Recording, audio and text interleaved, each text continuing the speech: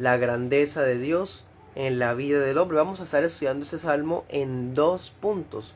Bien, en el transcurso de la enseñanza iremos yendo punto por punto. Bueno, este salmo fue compuesto por el rey David para el culto en el tabernáculo, así que es un salmo que también es litúrgico, se usaba para la exaltación del templo. Se ha dicho que este salmo es el salmo de la grandeza de Dios en la grandeza del hombre. Vamos a estar mirando por qué decimos de esa manera. En el primer punto vamos a mirar asombro por la grandeza de Dios. Bueno, y el segundo punto, asombro por la gracia de Dios. Comencemos. Asombro por la grandeza de Dios. Dice: oh Jehová, Señor nuestro, cuán grande es tu nombre en toda la tierra. El salmo comienza con una exclamación, y esta exclamación no está ahí en vano. Él está maravillado ante la gloria de Yahvé. Y hermanos, este es nuestro Señor y Hacedor. Dice en otro texto, allá mismo en Salmo 19, los cielos cuentan la gloria de Dios y la expansión anuncia la obra de sus manos. Anota esta otra cita bíblica, Isaías 40:12. Podemos mirar otro texto también, Salmo 102:26. Dice: los cielos perecerán, mas tú permanecerás, todos ellos con un vestido se envejecerán, pero tú eres el mismo y tus años no se acabarán. Bien, la gloria de Dios puede verse, puede contemplarse de cierta manera en los cielos. Y eso sí, no significa que la revelación de Dios esté completa en las cosas creadas. Realmente Él refleja en el cielo su grandeza, su deidad, y lo invisible de su ser lo podemos ver a través de las cosas creadas. El salmista dice: cuán grande es tu nombre, porque está haciendo referencia no a un nombre como lo entendemos nosotros como hispanos, sino a la esencia, al ser mismo de Dios. Él está diciendo: puedo ver reflejados en la creación atributos tuyos que me dejan impresionado. Versículo 2 dice: de la boca de los niños y de los que están lactando todavía. Eso quiere decir que esta grandeza puede verse incluso en los niños, en los bebés. ¿Qué puede verse? Su alabanza. El Señor Jesús, ahorita vamos a estar mirando, cita este versículo y en vez de decir fortaleza dice alabanza. Y es posible hacer eso, por supuesto. Cuando dice fortaleza, está haciendo referencia a la morada de Dios en los cielos, donde Él es exaltado, donde decimos: hágase tu voluntad en la tierra, así como en los cielos. Bueno, esta gloria divina es fortaleza para los justos cuando sus enemigos los acechan. Sorprende que en un salmo como este, tan lleno de alabanzas y salmos, aparezcan enemigos. Es algo extraño, ¿sí? ¿Por qué ocurre eso? Eso significa que si hay un salmista que está asombrado ante la gloria de Dios y la grandeza de su nombre, hay personas que realmente no van a sentir jamás ese asombro, sino que se revelarán a sujetarse a esa buena voluntad. ¿Sí? Sigamos adelante. Versículos 3 y 4. Dice: cuando veo tus cielos, obra de tus dedos. Versículo 4. Y digo: ¿qué es el hombre para que tengas de él memoria? Bueno, el salmista está diciendo: cuando miro tus cielos y los astros, me pregunto, ¿qué somos nosotros para ser tenidos en cuenta por ti? También eso podemos encontrarlo en otro texto, en Salmo 144, versículo 3.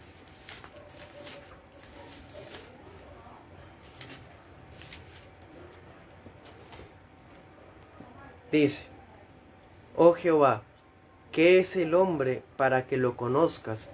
¿O el hijo del hombre para que lo estimes? Ese tipo de preguntas aparecen en otros textos de la Biblia. Por ejemplo, esa reflexión Job ya la había tenido antes, en Job 7:17. ¿Sí? Pero en esta oportunidad, el término hebreo que está usando el salmista está demostrando que él está pasmado.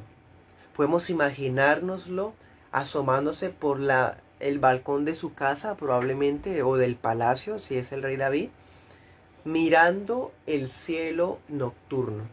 Y allí puede ver la luna, un cielo estrellado, y de repente contemplando la gloria de Dios, no para rendirle culto a los astros, sino que queda pasmado y dice, si Dios hizo todo esto con sus dedos, siendo tan grande, ¿por qué se fija en nosotros que somos tan pequeños?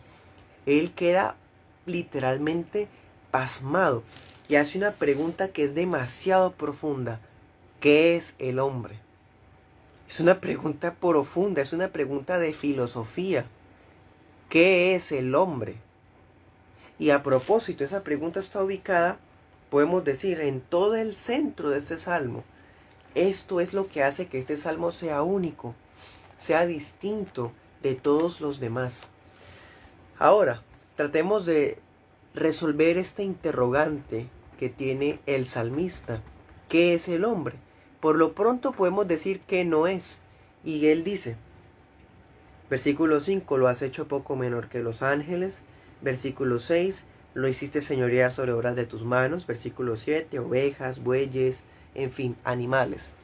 Esto nos puede ayudar con esto. El ser humano no es un animal, como ha enseñado el humanismo y el darwinismo después del periodo del modernismo del siglo pasado. Se ha lavado el cerebro a la sociedad para hacer creer que el ser humano es otro animal. Pues la escritura nos dice, ¿qué es el hombre? No es un animal, porque es un ser que está por encima de los animales. Otra cosa, el ser humano no es un dios, como enseña la secta mormona y otro tipo de sectas. No es un dios porque lo has hecho un poco menor que los ángeles. Otras traducciones de la Biblia, en vez de decir ángel, dice dioses. Es decir, el ser humano no es ni un dios ni tampoco un ángel, como también enseña la secta mormona. De ninguna manera. Entonces, ¿qué es el ser humano? Pues si él está hablando aquí de creaciones, ¿qué deducimos? El ser humano es una criatura formada por el Creador, pero esa criatura es distinta de las otras porque el Creador quiso delegarle dignidad, el Creador quiso delegarle autoridad. Es más, el Creador quiso darle al ser humano la capacidad, el poder de admirarse de la obra de Dios. Tenemos la capacidad de observar las cosas, meditar, pensar, racionalizar, hacernos preguntas, ¿sí? Esta capacidad la da Dios con el propósito de que su criatura cúspide, que es el ser humano, pueda reconocerlo a Él. Ahora, en Génesis 1:26, cuando Dios creó al ser humano, le dio la misión de fructificar la tierra y de sojuzgarla. Pero a causa del pecado podemos decir que el hombre fracasó en su misión. Fracasó. Más bien le abrió puerta al pecado y la corrupción, la enfermedad, la muerte entraron al mundo por un hombre. Con todo, dice la palabra en el versículo 4, ¿qué es el Hijo del Hombre para que lo visites? A pesar de todo esto, Dios le sigue mostrando favor al hombre, lo sigue guiando para que el hombre cumpla el propósito por el cual fue creado. Y pregunto a todos los hermanos, ¿cuál es la finalidad principal del ser humano? Glorificar a Dios y gozar de Él para siempre. Es decir, el Creador mismo se encargará que el ser humano cumpla su propósito original. ¿Cuál? La gloria de su nombre.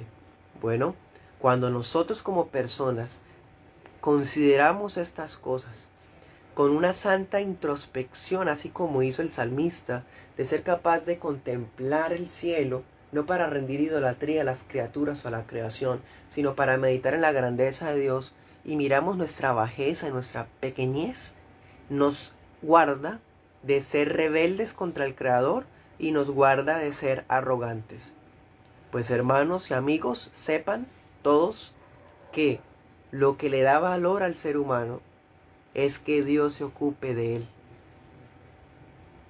Segundo punto, asombro por la gracia de Dios.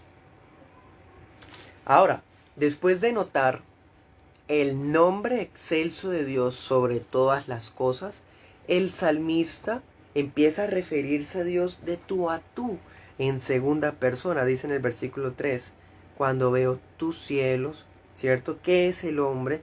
Empieza a orar. El salmista empieza a orar a este Dios excelso, como quien habla con un semejante. Esto es muy impresionante. Es como si este salmo fuera un cántico a la condescendencia de Dios también, porque se está exaltando la gracia gloriosa de que este creador excelso, que crea todo con sus dedos, lo cual no significa que Dios tenga dedos, es un antropomorfismo, ¿sí? Es una forma de decirnos que con su poder, sin un gran esfuerzo, crea Dios todas las cosas, ¿cierto? Entonces, se está exaltando la gracia de que este Dios altísimo se rebaja, por así decir, acordándose de seres humanos como nosotros. Cuando dice memoria, para que tengas memoria, eso significa que Dios demuestra su consideración de mera misericordia. Y cuando dice para que lo visites, significa que Dios le regala su gracia a través de sus dádivas. Él es la fuente de toda buena dádiva. Claro, sigue saliendo el sol sobre justos e injustos, sigue habiendo provisión para gente incluso que es impía y rebelde. ¿Qué es el ser humano para que te acuerdes de él? ¿Para que lo visites? Bueno, entonces aquí más que resaltar la dignidad del ser humano, aunque sí se toca el tema, se resalta es la grandeza de Dios, porque no podemos olvidar el centro de ese salmo. Ese es el salmo de la grandeza de Dios. Bueno, ahora, el pecado ha dejado al ser humano en una condición deplorable. Bueno, y eso resalta la fragilidad del ser humano. Versículo 5 dice, lo has hecho poco menor que los ángeles. ¿Sí? El ser humano tenía una posición casi como de un virrey. Virrey. Un rey de la creación, un mayordomo de la creación. Pero a causa del pecado es como si su dignidad se hubiera rebajado por debajo, valga la redundancia, de los ángeles. ¿Sí? Entonces esto nos muestra que el ser humano ahora es frágil, es mortal, es temporal. Por eso dice, lo hizo un poco menor. Ese poco significa que el ser humano es inferior a los ángeles, porque los ángeles que están en gloria, pues ellos son santos, el ser humano está en pecado. Y por otro lado, un poco menor significa que esa situación es temporal. El ser humano, los hijos de Dios, los que han nacido de nuevo por la fe de Jesús, van a ser glorificados. Eso lo vamos a estar hablando un poquito más adelante. Entonces, a pesar de la fragilidad del pecado del hombre, de la debilidad, bueno, y todo esto, las bendiciones de Dios siguen siendo derramadas sobre el género humano. ¿Sí? Versículo 5, lo corona de una dignidad que los animales no tienen, que ninguna creación tiene. Versículo 6 al 8, y no solo eso, Dios le da autoridad de gobierno sobre la creación. Podemos recordar Santiago 3.7. Santiago 3.7, allá el pastor Santiago medita en esto que estamos nosotros hablando. Dice, toda naturaleza de bestias, de aves, de serpientes, de seres del mar se doma y ha sido domada por la naturaleza humana. Él medita que de cierta forma el ser humano sí ha sometido a las criaturas, tiene control sobre la creación. Bueno, pero a causa del pecado, ese gobierno ha sido limitado. De todas formas, versículo 9 de Salmos, Salmo 8, volviendo, dice, oh Jehová, Señor nuestro, cuán grande es su nombre en toda la tierra. Qué grande nombre en toda la creación. Miren que este salmo se sella tal como empezó. Porque aquí el centro no es la grandeza del ser humano, aunque se toca el tema. Aquí el centro es la grandeza de Dios. Entonces quiere decir, la creación muestra la gloria de Dios. El que Dios mira al ser humano demuestra la grandeza de Dios. Y que Dios le haya dado autoridad al ser humano sobre la creación demuestra la grandeza de Dios. ¿Por qué? Porque toda esa cosa va girando alrededor de un solo fin. ¿Cuál es el fin? ¿Cuál es la finalidad del hombre? La gloria de Dios. Entonces, Dios es grande y por lo tanto es digno de gloria. ¿Cuán grande es tu nombre en toda la tierra? Bueno, para terminar vamos a ver algunas aplicaciones. El Señor Jesús en algunos textos cita este pasaje. El Señor cita este salmo para mostrarle a los fariseos que se oponían a la confesión de unos muchachos de que Él es Señor de la creación, que Él es digno de ser alabado también. En esa oportunidad, unos muchachos, cuando Jesús entró a Jerusalén, empezaron a decir: Hosana al Hijo de David. Bueno, entonces los fariseos dicen: Maestro, calla a estos muchachos. Y Cristo les dice: si ellos callan, aún las piedras hablarían. ¿No saben que está escrito que de la boca de los niños y de los que maman fundaste la alabanza? ¿Sí? Entonces Cristo cita el Salmo capítulo 8 para demostrar que Él también es digno de gloria, ¿sí? Y que aún los niños son fuente de alabanza para Él. Bueno, eso que les estoy diciendo está en Mateo capítulo 21.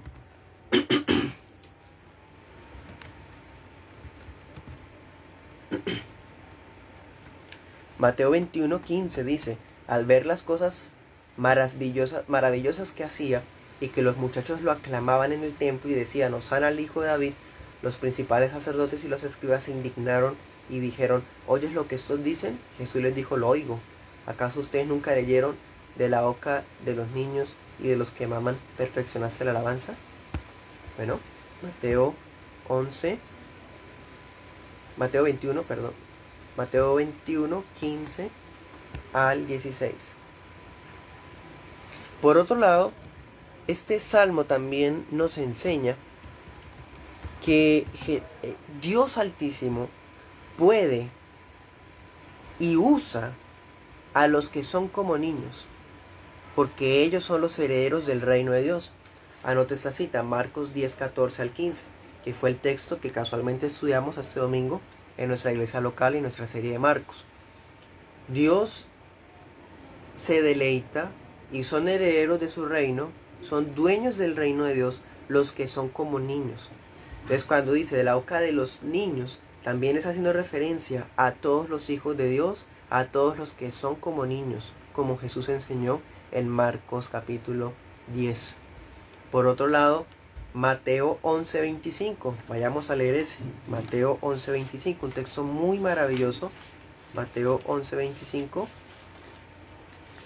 a propósito del tema de los niños. Dice: en aquel tiempo, respondiendo Jesús, dijo: te alabo, Padre, Señor del cielo y de la tierra, porque escondiste estas cosas de los sabios y entendidos y las revelaste a los niños. Claro, como decía el Salmo capítulo 8, de la boca de los niños y de los que maman perfeccionaste la alabanza, fundaste la fortaleza. ¿Qué? A causa de tus enemigos. ¿Quiénes son los enemigos? Los que son inteligentes en su propia opinión, los que son sabios conforme a las filosofías de este mundo. Ellos realmente callan y no pueden ver, no pueden conocer los misterios especiales que Dios tiene para los que son como niños, los que son sus niños, sus hijos.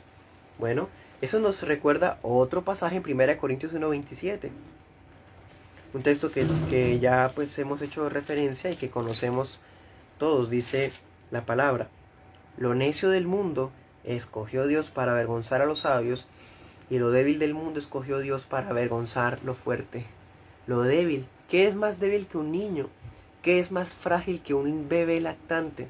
Pues Dios toma a estos dos para mostrar que hace callar a los inteligentes según su propia sabiduría y que Él se glorifica en los que son como niños. Bueno, Voy a citar algunas palabras del pastor Vicky. Dice, abro comillas, aunque el pueblo de Dios es débil y humilde como los niños, ellos tienen nobleza porque son hijos del Rey, destinados a reinar con él. Cierro comillas.